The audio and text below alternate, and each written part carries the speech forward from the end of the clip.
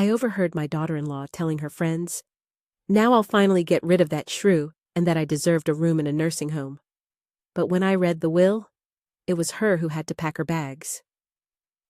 The air in the funeral home hung heavy with the scent of lilies and the palpable weight of grief. I stood beside Noah's casket, my hand trembling uncontrollably as I reached out to touch his cold cheek one last time. My only son, my beautiful boy. How could this unspeakable tragedy be happening? At 68, I had never imagined I would outlive my own child. No parent ever should. The relentless cancer had claimed him with terrifying speed, just 3 months from diagnosis to death. It wasn't enough time. Not nearly enough to utter all the words that needed saying, nor to truly prepare for a world utterly devoid of his presence. "Mrs. Harrison, would you like to sit down?" The funeral director's voice was a soft murmur, honed through countless encounters with the bereaved. I nodded numbly, allowing myself to be gently guided to the front row of chairs. People continuously approached, their murmured condolences lost to the deafening roar in my ears. I accepted their embraces and handshakes with a mechanical precision, feeling like a puppet merely going through the motions of human interaction. Nothing felt real. How could the world possibly continue to spin when Noah was gone? Elizabeth, my daughter-in-law of 15 years, sat beside me. She was impeccably dressed in a perfectly pressed black gown, her makeup flawless despite the occasional tears she delicately dabbed away with a monogrammed handkerchief. She had been Noah's college sweetheart, and I had welcomed her into our family with open arms, loving her as the daughter I had never had. "I need some air," she whispered, giving my hand a quick squeeze before rising with elegant grace and heading toward the back of the room. I watched her depart, a hollow ache in my chest, as I wondered how we would ever support each other through this immense loss. Noah had always been our bridge, our essential common ground. What kind of relationship would we even have now? A few minutes later, the persistent ache of my arthritis demanded attention, a clear signal that I needed to use the restroom and take my medication. I moved slowly down the hallway, leaning heavily on my cane for support. As I neared a small, discreet alcove where a few smokers had gathered, a voice reached my ears. Elizabeth's, unnaturally bright and laced, with an unsettling sense of relief. God, I thought this day would never end. So many people coming up to me, telling me how sorry they are, asking what they can do. She let out a dramatic, almost theatrical sigh. "As if I need their casseroles and their pity." A woman chuckled softly in response. "At least, it's almost over? What happens next?" "Next?" Elizabeth's voice hardened, chilling me to the bone. "I finally get my life back, and I get to finally get rid of that old shrew." I froze instantly, my heart stuttering erratically in my chest. She couldn't possibly mean... "Olga?" another woman probed. "Of course, Olga." Elizabeth's voice dripped with pure, unadulterated contempt. "Noah insisted she live with us after Harold died. She has nowhere else to go, Liz. She's all alone, Liz." "Well, now Noah's gone, and I don't have to pretend anymore." "What will you do with her?" the woman asked. "There's a perfectly adequate nursing home on the edge of town." Elizabeth laughed, a sound I'd always found it musical, but now it struck me as cruel. "She's pushing 70. It's where she belongs anyway." "Won't she fight it?" the first woman asked again. "With what resources? The house is in my name. Noah and I made sure of that when his father died.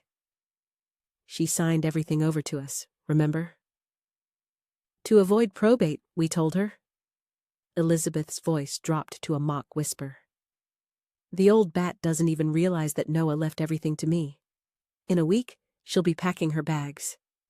I gripped my cane so hard my knuckles turned white, the thought of the bathroom completely forgotten. I retreated silently, my whole body shaking uncontrollably. How could I have been so utterly blind? All these years, I genuinely believed Elizabeth loved me. I truly thought we were family. Back in the viewing room, I looked at my son's peaceful face through newly opened eyes. Had he known how his wife truly felt about me? Would he have done something differently if he had? I wiped away my tears and consciously straightened my spine. I would not let Elizabeth see me broken. Not today. Today was for Noah. The rest of the funeral passed in a hazy blur. I accepted more condolences, managed to speak briefly at the service, and watched as they slowly lowered my son into the cold ground. Through it all, Elizabeth remained constantly by my side, her arm linked with mine, presenting the perfect picture of a grieving wife supporting her heartbroken mother-in-law. But now, I knew better. Now, I heard the profound falseness in her voice when she said, "We'll get through this together, Olga." Now, I felt the thinly veiled impatience in her touch as she guided me to the car.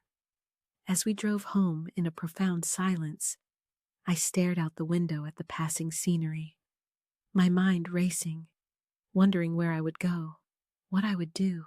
I had no money of my own, having given everything to Noah and Elizabeth years ago. No home except the one Elizabeth now so desperately wanted me out of. But there was one critical thing Elizabeth didn't know. Something Noah had confided in me during one of our last private conversations, when Elizabeth was out arranging hospice care. "Mom," he had whispered, his voice weak but his eyes clear and resolute. "I need to tell you something important about my will." I turned to look at Elizabeth's profile as she drove, her face composed and cool. Let her think she had won. Let her make her elaborate plans. The reading of the will was scheduled for tomorrow. I couldn't sleep that night. How could I, with Elizabeth's cruel words echoing relentlessly in my head? That old shrew, finally get rid of her. The nursing home is where she belongs anyway. As I lay in the guest bedroom, never truly mine, despite living here for 5 years, memories washed over me like relentless waves. Each one felt more painful than the last, now that I saw them through this new, harsh lens of betrayal. I remembered the day Harold died 8 years ago. My husband of 40 years, gone suddenly from a heart attack. Noah and Elizabeth had come immediately, helping with the funeral arrangements, sitting with me through those first terrible nights. It was Elizabeth herself who had suggested I sell my house and move in with them. "Mom, it makes no sense for you to rattle around in that big house all alone," Noah had said, his arm around his wife. "We have plenty of room, and we could use the money from the sale to invest for your future," Elizabeth had added, her voice smooth and reassuring. "So, you never have to worry about finances." It had seemed so sensible at the time, so loving. I sold the house Harold and I had built together, the very home where Noah had grown up. I gave Noah and Elizabeth the money, a substantial $287,000 to invest. I never saw a statement, never questioned where the money went. I trusted them completely. I got out of bed and walked to the window, looking out at the elegant backyard with its sparkling swimming pool and professionally landscaped gardens. The down payment for this house had come from my money. The extensive renovation that added the pool and outdoor kitchen? My money too. Yet the house was entirely in their names. Just like the charming vacation cabin in the mountains, which we'd bought using the last of Harold's life insurance for tax purposes. "It's simpler this way," Elizabeth had explained. "I'd never questioned it. Why would I? They were family." I moved to the dresser and opened the bottom drawer, pulling out the old photo album I kept there. Pictures of Noah as a baby, a curious toddler, a gangly teenager.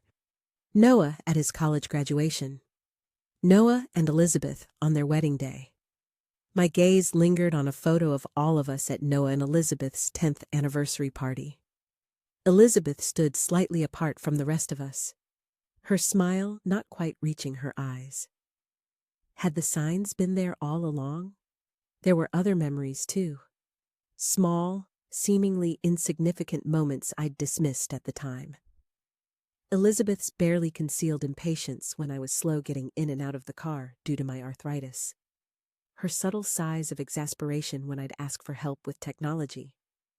The way she'd deliberately schedule family gatherings when my bridge club met, then feign disappointment when I chose to keep my commitment to my friends. "You know how important family is to Noah," she'd say, always making me feel guilty for having any life outside of them. And then there were the grandchildren, Ethan, 13, and Lily, 10, whom I loved with all my heart. Elizabeth had always tightly controlled my time with them, limiting visits, supervising our interactions as if she didn't trust me alone with them. "The kids have their routines," she'd explain. "Too much excitement isn't good for them." I'd accepted it all, grateful to be included in their lives at all. What a naive fool I'd been. As dawn slowly broke, I made another troubling realization. Over the past few months, as Noah's cancer relentlessly progressed, Elizabeth had been unusually busy. She often left Noah in my care while she attended to urgent business matters. She'd started dressing differently too. More stylish clothes, a new haircut, subtle makeup, even just to run simple errands. At the time, I thought maybe it was her way of maintaining some semblance of normalcy in the face of Noah's devastating illness. Now, I wondered if there was someone else. I remembered the text message I'd glimpsed on her phone just 2 weeks ago when she'd asked me to find her charger. A message from someone named Ryan. "Can't wait to see you again. Last time was amazing." I had immediately told myself it must be a business associate. Elizabeth worked in real estate. She was always networking, but now the pieces were falling into place with terrifying clarity.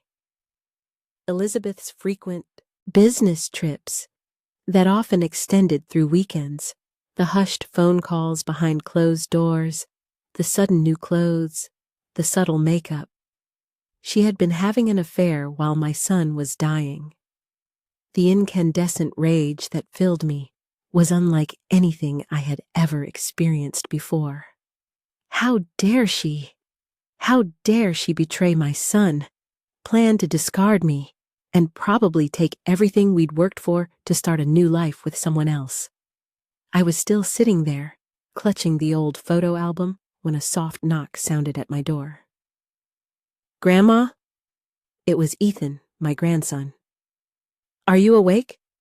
Mom said to tell you we're leaving for the lawyer's office in an hour." I took a deep, steadying breath, composing myself before opening the door. Ethan looked so much like Noah at that age, the same serious eyes, the same cowlick at the crown of his head. "Thank you, sweetheart. I'll be ready." He hesitated, then stepped forward and hugged me fiercely. "I miss Dad," he whispered. "I know, honey. I miss him too." Over Ethan's shoulder, I saw Elizabeth appear in the hallway.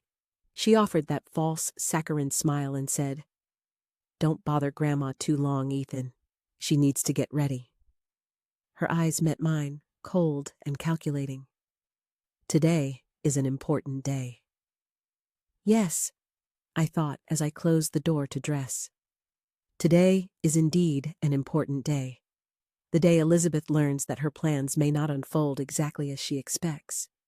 Because during one of our last private conversations, when Noah was lucid and Elizabeth was out, he had gripped my hand with surprising strength. "Mom," he'd said, his voice a frail whisper. "I've been watching and listening. I've seen things, learned things. I need you to know I've made arrangements." I hadn't fully understood then, but I was beginning to now. The law office of Bradley and Associates occupied the entire top floor of a modest building downtown. As we filed into the conference room, I leaned heavily on my cane, the combined weight of grief and anxiety making each step laborious. Elizabeth walked ahead, her spine straight, her designer heels clicking confidently on the hardwood floor. She had dressed as if for a pivotal business meeting, rather than for the solemn reading of her husband's will. A sleek black pantsuit that spoke of efficiency rather than mourning. Ethan and Lily followed behind us, unnaturally subdued. I reached out to touch Lily's shoulder, and she instinctively pressed closer to me. At least they still wanted my comfort, despite whatever Elizabeth might have told them.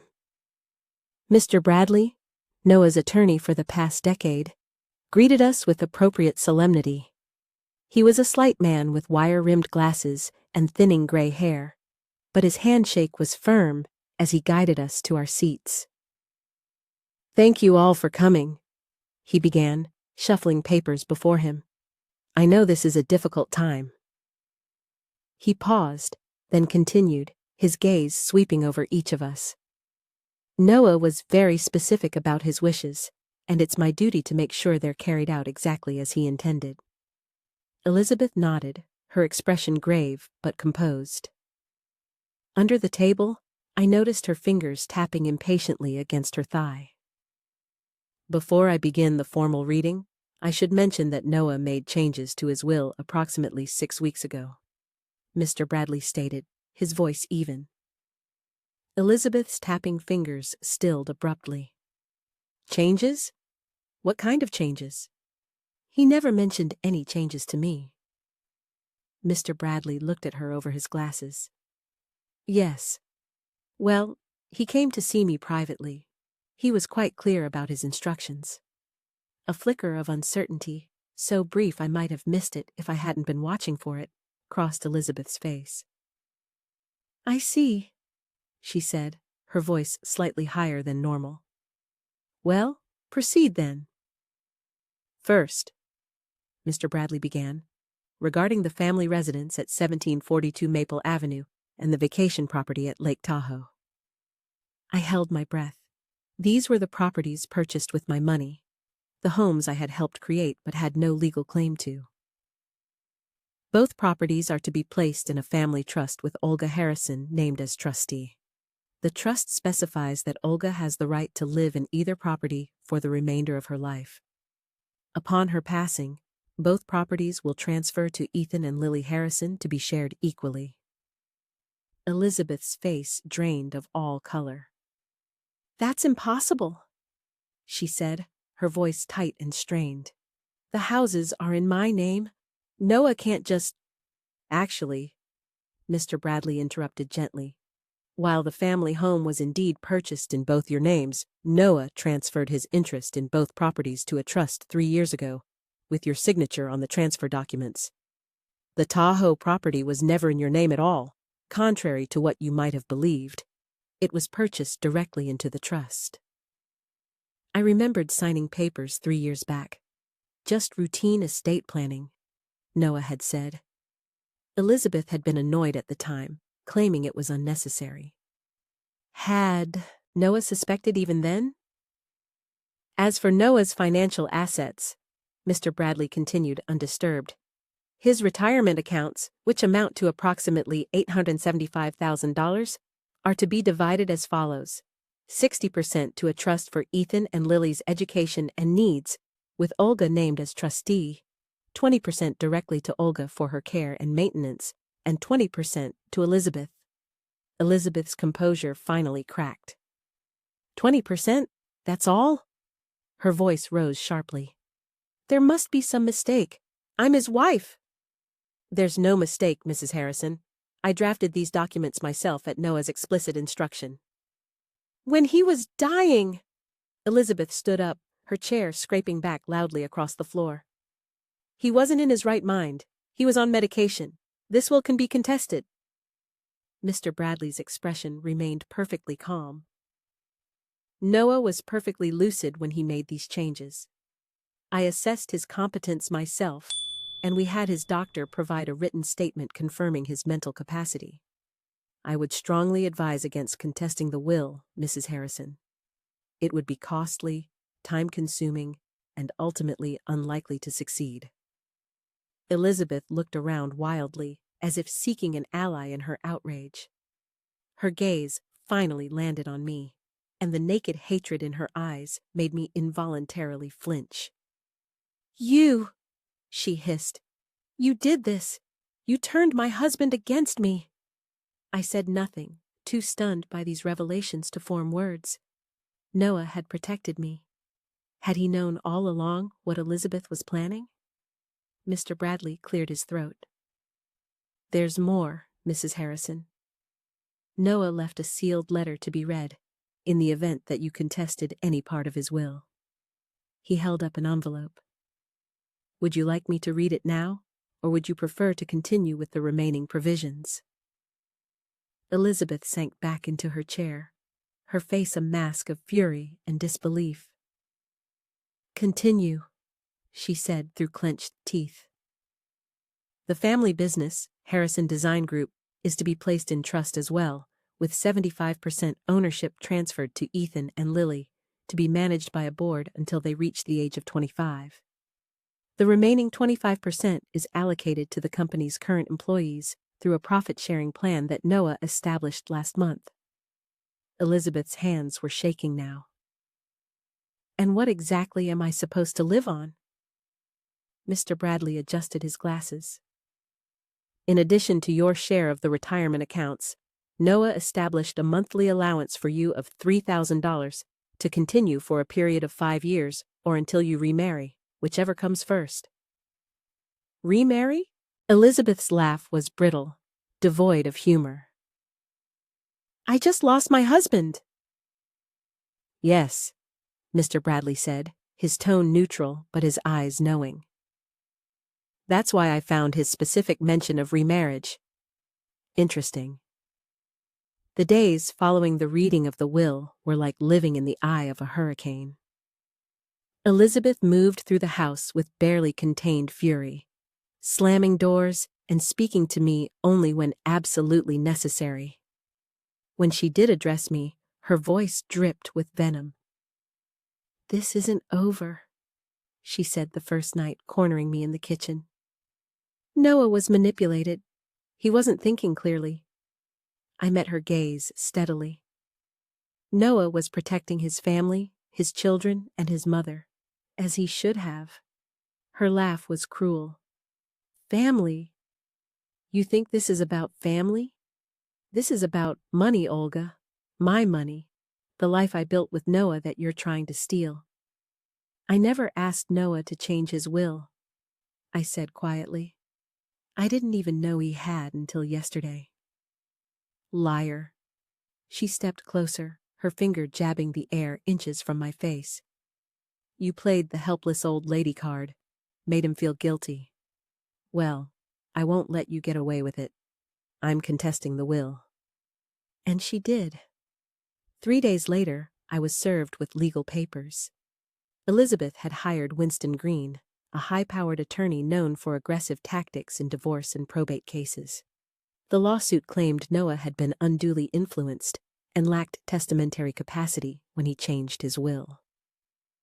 I called Janet Peterson, my oldest friend and a retired judge, in tears.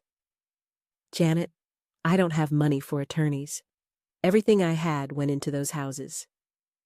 "Don't worry," Janet said firmly. "I know exactly who you need." That's how I met Marion Chen, a formidable elder law attorney who took one look at my situation and agreed to represent me for a reduced fee, payable after the case was resolved. "This is elder abuse," Marion said bluntly during our first meeting. "Financial exploitation.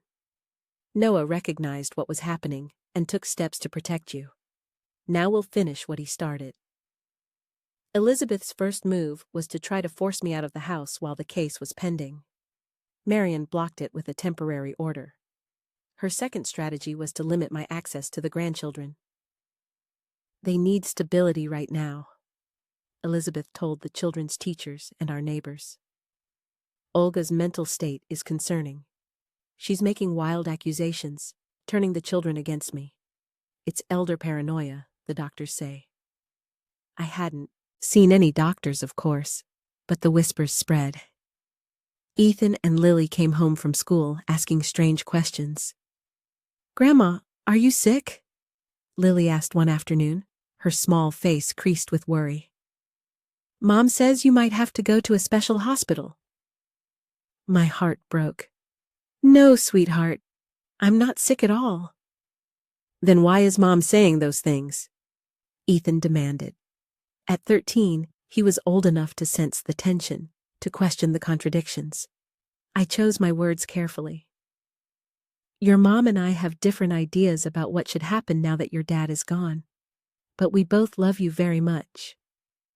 Elizabeth walked in at that moment, her eyes narrowing as she saw us together. "Kids, go do your homework," she ordered. After they reluctantly left, she turned to me. "Don't fill their heads with your version of events." "I haven't told them anything," I said. She snorted in disbelief. "Just remember, no matter what that will says, I'm their mother. I decide what's best for them." The court battle dragged on. Elizabeth's attorney filed motion after motion, each one requiring a response. Each one draining the trust's resources meant for the children's future. It was a war of attrition. She was betting I would give up rather than deplete their inheritance. Then came the day I found Elizabeth in Noah's home office, rifling through his desk. "What are you doing?" I asked from the doorway. She jumped, then glared at me. "This is still my house. I can look through my husband's things if I want to." "You're searching for something specific?" I observed. "What is it?" Elizabeth shoved the drawer closed. "None of your business." But I had seen enough. She'd been focusing on a section where Noah kept personal papers. What was she looking for? What was she afraid of? That night, after Elizabeth went out with Ryan, I presumed, though she claimed it was a business dinner, I went into the office myself. I didn't know what I was looking for, but I felt Noah guiding me. In the bottom drawer, taped under a stack of old tax returns, I found a sealed envelope with my name on it. My hands trembled as I opened it. Inside was a USB drive and a handwritten note. "Mom, if you're reading this, things have gone as I feared. Elizabeth has shown her true colors. The evidence you need is on this drive. Financial records, emails, recordings of conversations. I started gathering it when I first became suspicious last year. I'm sorry I didn't tell you sooner. I wanted to protect you, and I needed time to secure everything legally before confronting her. Then the cancer came, and I ran out of time. Know that I love you, and I'm grateful for everything you've done for us. Now let this help you protect yourself and the kids. Noah." With shaking hands, I took the drive to my laptop and plugged it in. What I found stunned me. Dozens of documents, meticulously organized. Financial records showing how Elizabeth had gradually siphoned money from their joint accounts to a private one in her name only. Emails between Elizabeth and her lover, Ryan, dating back 2 years, discussing their plans for after. Noah was out of the picture. Most damning were the recorded conversations, legal in our state without two-party consent, where Elizabeth explicitly discussed putting me in a nursing home against my will and liquidating the family assets. "Once the old bat is locked away and Noah's gone, we'll sell everything and move to Arizona like we planned," Elizabeth's voice said clearly in one recording. "No one will question it." I sat in shock, tears streaming down my face as I realized the full extent of Noah's efforts to protect me. He had known all this time. As he fought cancer, he had also been fighting to secure his children's future and my well-being. The next morning, I called Marion. I have something you need to see, I told her. Something that changes everything. The courtroom was smaller than I'd imagined, more intimate, which somehow made it more intimidating. I sat beside Marion, my back straight despite the persistent pain in my joints, my hands folded primly in my lap to hide their trembling. Across the aisle, Elizabeth sat with her attorney, Winston Green, a man whose reputation for ruthlessness was evident in the sharp cut of his suit and the cold calculation in his eyes. Elizabeth herself looked immaculate as always, dressed in a conservative navy dress that screamed, "Grieving widow." She meticulously avoided looking at me directly. Judge Harriet Collins, a stern-faced woman in her 60s, studied the documents before her with intense concentration. The courtroom was mostly empty, except for a few spectators. Janet had come to support me, and surprisingly, Ethan sat in the back row. At 14, he wasn't required to attend, but he had insisted. Elizabeth had tried to prevent it, but the judge allowed it after Ethan himself requested to be present. This hearing is to address the petition to contest the will of Noah Harrison, Judge Collins began, her voice firm. I've reviewed the filings from both parties. Mrs. Elizabeth Harrison claims the deceased was not of sound mind when making his final amendments and was unduly influenced. Ms. Chen, you filed a counter-motion to dismiss the petition entirely. Is that correct? Yes, Your Honor, Marion said, rising smoothly. And we've submitted new evidence that bears directly on this matter, which we believe renders the contest moot. Winston Green stood immediately. Your Honor, we object to this alleged new evidence. It was not part of the initial discovery. It was discovered only recently, Marion replied calmly, and we followed proper procedure to admit it. Judge Collins peered over her reading glasses. I'll allow it, Mr. Green. Please continue, Ms. Chen. Marion nodded. Your Honor, we have evidence that Mrs. Harrison was engaged in a long-term extramarital affair during the deceased's illness, that she planned to institutionalize her mother-in-law against her will, and that she intended to liquidate family assets immediately after Mr. Harrison's death, assets that were intended for the care of his children and his mother. A murmur ran through the small courtroom. Elizabeth's face drained of color. Furthermore, Marion continued, we have evidence that Mrs. Harrison discussed these plans explicitly with her paramour, a Mr. Ryan Kendall, via email and recorded conversations, which Mr. Harrison legally obtained in this single-party consent state. This is absurd! Elizabeth burst out, half rising from her seat. Winston Green put a restraining hand on her arm.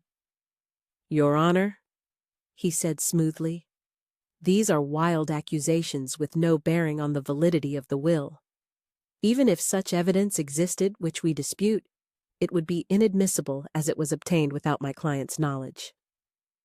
Actually, Marion countered, the recordings were made by Mr. Harrison in his own home and office, where he had every legal right to record conversations. The emails were accessed from accounts Mr. Harrison legally had access to, as they were on shared devices and in some cases, joint accounts. Judge Collins held up a hand. I'll review the evidence in chambers to determine admissibility.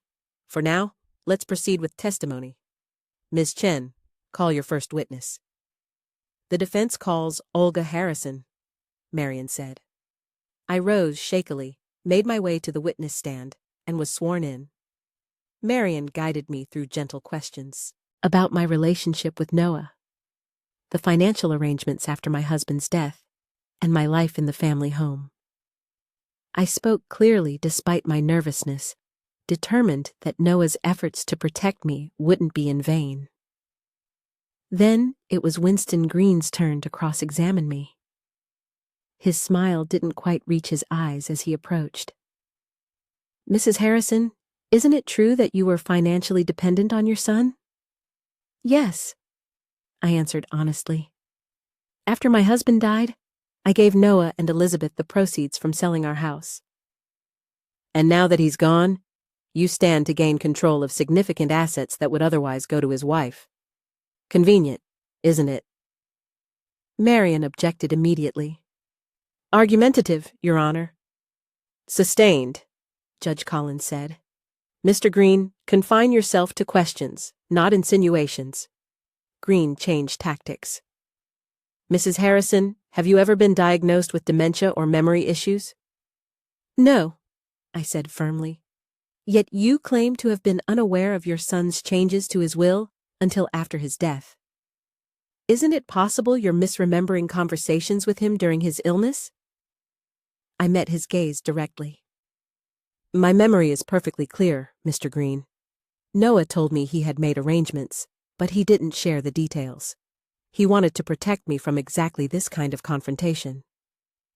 The questioning continued, Green trying to paint me as a confused old woman manipulating her dying son. But I remained steady, truthful, and clear. After I stepped down, Marian called her surprise witness, Ryan Kendall. Elizabeth gasped audibly as a tall, sandy-haired man in his mid-30s entered the courtroom. He avoided looking at her as he was sworn in. Mr. Kendall, Marian began, could you please describe your relationship with Elizabeth Harrison? Ryan shifted uncomfortably. We've been involved for about 2 years. Involved? How exactly? Romantically, intimately. He swallowed hard. We met at a real estate conference. She told me her marriage was essentially over, that she was only staying until... Until what, Mr. Kendall? Until her husband died, he said quietly. She said it was just a matter of time, and then we could be together openly. Elizabeth's face contorted with fury. You traitor! She hissed, loud enough for everyone to hear. Judge Collins banged her gavel. Mrs. Harrison, control yourself or I'll have you removed.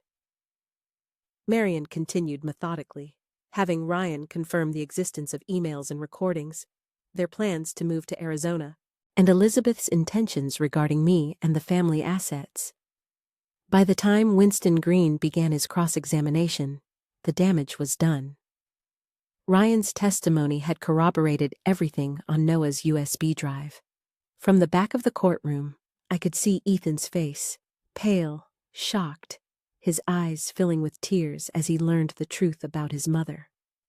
My heart broke for him even as I knew he needed to hear this. As the hearing concluded, Judge Collins announced she would review all evidence in chambers and issue her ruling the following week. But her expression as she looked at Elizabeth told me everything I needed to know. Noah had won. Even from beyond, he had protected his family. 2 years have passed since that day in court. 2 years of healing, of rebuilding, of finding a new normal without Noah. The pain of losing him never truly fades, but it has softened around the edges, allowing space for joy to creep back in. Judge Collins ruled decisively in our favor, dismissing Elizabeth's petition to contest the will and upholding all of Noah's final arrangements. Elizabeth was furious, of course. She ranted and threatened further legal action. But her attorney advised against it. The evidence was too damning, the judge too convinced. In the end, Elizabeth had no choice but to accept the ruling. She took her 20% of the retirement funds, nearly $175,000, and moved to Phoenix with Ryan. Last I heard, they had already broken up. Some relationships, it seems, aren't built to last beyond the thrill of secrecy and forbidden plans. She gave up custody of the children without much of a fight, surprising everyone except me. I had seen how she was with them. Beautiful, but distant. More concerned with appearances than with their emotional needs. When Ethan announced he wanted to live with me, Elizabeth barely protested. Lily was more torn, but eventually chose to join her brother rather than move across the country with a mother she no longer trusted. The first few months were the hardest. The children grieved not only their father, but also the mother they thought they knew. They had questions I couldn't always answer. Pain I couldn't always soothe. We went to family therapy together, learning how to talk about the hard things, how to build trust again. "Why didn't Dad tell us about Mom?" Ethan asked one night as we sat on the porch swing that had been Noah's favorite spot. "I think he was trying to protect you," I said carefully. "He wanted to confront her, to fix things, but then he got sick. After that, his priority was making sure you would be taken care of. He saved us," Ethan said simply. "He saved you too, Grandma." I nodded, tears welling in my eyes. Yes, he did. We live in the family home now, the three of us. I've taken the master bedroom, something Elizabeth fought bitterly over, though it was specifically outlined in Noah's will. I've redecorated it simply, removing the expensive furnishings Elizabeth had chosen and replacing them with comfortable pieces that feel like me. The Harrison Design Group continues to thrive under the management board Noah established. They consult me regularly, value my input, and ensure the children are kept informed about the business they'll one day inherit. I've learned more about architecture and design in the past 2 years than I ever expected to know at my age. Lily, now 12, shows real talent for design herself. She spends hours sketching buildings and interiors, proudly showing me her ideas. "Dad would have loved this one," she often says, and I agree. Noah lives on in her creativity, in Ethan's thoughtfulness, in 1,000 small ways that catch me by surprise and make me smile through tears. Ethan, at 16, has grown tall and serious like his father. He's already talking about studying business and architecture in college, about eventually taking over the company. "I want to make Dad proud," he told me recently. "You already do," I assured him. "Every single day." We use the Tahoe cabin often, spending holidays and summer weeks there, creating new traditions while honoring old ones. Last Christmas, we invited Janet and her family to join us. The house was full of laughter and warmth. Noah would have loved it. Elizabeth calls the children on birthdays and holidays, her voice artificially bright. The conversations are brief, awkward. She has made no attempt to visit, though she's legally entitled to. The children seem relieved rather than disappointed by her absence. As for me, I found an unexpected freedom in widowhood and grandparenthood. I've joined a book club, taken up watercolor painting, and even started dating a kind widower named Frank, whom I met at a community garden. Nothing serious yet, but it's nice to have coffee with someone who makes me laugh, who looks at me and sees a woman, not just a grieving mother or a doting grandmother. Sometimes I wish Noah could see us now, how we've healed, how we've grown stronger through the pain. But then I think perhaps he can. Perhaps he knew all along that we would be okay, that the provisions he made would give us not just financial security, but the chance to become a true family, bound by love and choice rather than obligation. I still talk to him sometimes when I'm alone. I tell him about the children's achievements, about the business, about the quiet contentment I found in this life he protected for me. "You would be proud," I whisper, touching the photo of him I keep by my bed. "You did good, son." Yesterday was the anniversary of Noah's death. We visited his grave together, the three of us, bringing fresh flowers and sharing memories. As we walked back to the car, Ethan put his arm around my shoulders. "You know what I think Dad would love most?" he said. "That we're happy again. That we found a way forward." Lily nodded solemnly. "And that Elizabeth got what she deserved." I smiled at my grandchildren, these wise young souls who had been through so much yet remained gentle and kind. "I think you're both right." Last night, as I settled into bed, I thought about how drastically my life had changed from what I'd feared that day at Noah's funeral. Instead of being discarded in a nursing home, forgotten and alone, I found myself at the center of a loving family in a home that was truly mine. Surrounded by reminders of my son's love, I remembered Elizabeth's cruel words spoken when she thought no one who mattered could hear. Now finally, I'll get rid of that old shrew. The irony wasn't lost on me. In the end, Elizabeth was the one who had to pack her bags and leave. Noah had seen to that, his last act of love, protecting those who truly deserved it. As I drifted off to sleep, I smiled. They say living well is the best revenge. If that's true, then this quiet, joyful life, this reconstruction of what was broken, is the sweetest victory of all.